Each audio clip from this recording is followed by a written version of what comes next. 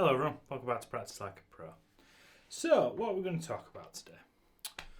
Today I want to talk about implementing the upper octave of position 2 into your improvisation. So, everybody learns position 1 of the minor pentatonic, learns all the cool licks, and then they seem to just get stuck in this no man's land. I want to give you a really cool little tip for moving up into the next position without it sort of being too much headache. So what we're looking to do is combine these two shapes. So hopefully if you've been on the planet and looked at guitar lessons for at least 30 seconds, you'll have already seen people talk about the minor pentatonic scale. And this is where all the cool sort of kind of licks come from. And it's a staple for rock and blues guitar. But what really, really grinds my gears, like Peter Griffin, is you go online and you see... In fact, I'll let you start having a look at this because rant incoming.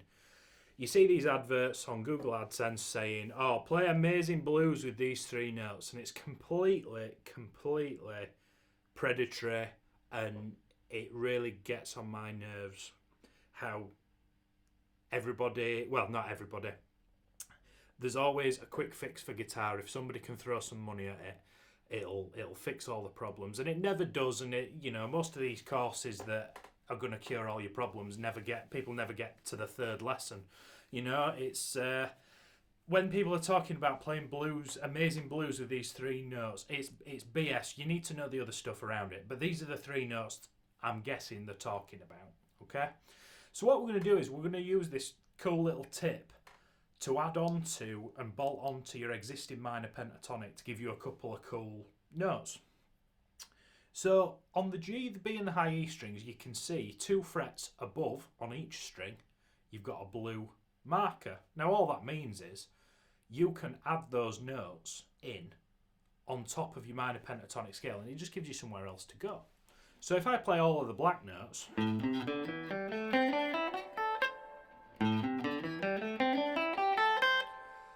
in theory, you can come up and add the black notes on the B and the high E on fret 8, but you've also got fret 10. That's commonly known as the BB box. Let me come up a little bit closer. You hear this sort of B.B. King, Albert King.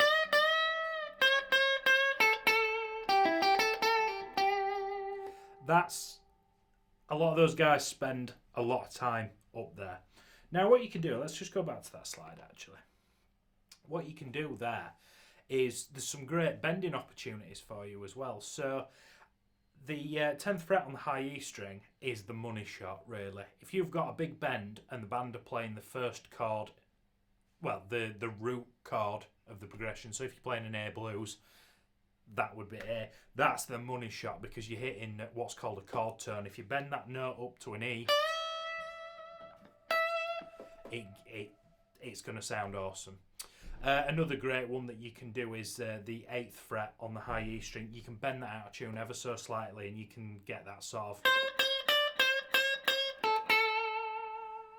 plenty of vibrato. So add this into your improvisation. All you've got to remember is on the the G, the B and the high E, just add 2 frets to it and you get these extra notes to play with and somewhere to go. And you can actually do it the other way as well. Maybe we'll talk another, if you enjoy this lesson, let us know down below and we'll talk about expanding out. Now I think a lot of people learn all 5 positions and make that the goal, and they learn the 5 positions and then they don't know what to do with it. My approach in my teaching is, rather than learning all 5 positions, let's get one position, the first position, really good, and then slowly start creeping out, but ensure that you're using it, and then before long you'll use the whole neck. But it's almost like trying to drink out of a fire hydrant. It's just you can't do it. There's too much water there, and notes, if you've too much choice, you just paralyse yourself. So I hope you found that useful and understand why this sort of play amazing blues with 3 notes is complete BS. If you've had any experience with that, please do let me know down in the comments. I'd be very, very interested to hear about that. Until I see you next time, have a great lesson. See you next week. Keep practicing like a pro. Or something like that. Cheers.